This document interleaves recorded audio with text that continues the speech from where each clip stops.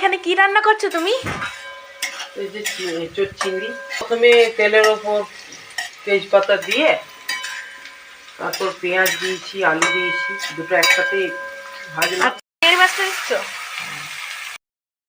এবার মতো নুন দিয়ে দিচ্ছি। আমি নুন বেশি দেবো না, কারণ নুন এঁচোড়ে দেওয়া আছে সেদ্ধর সময়। আর কি কি দিয়েছো? জিরে, লঙ্কা।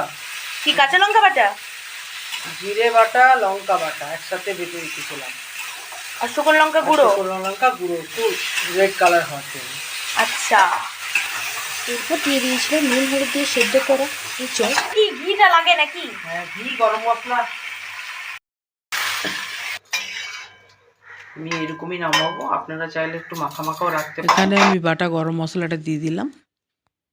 আমি নামিয়ে দিচ্ছি, গ্যাসটা অফ করে দিলাম।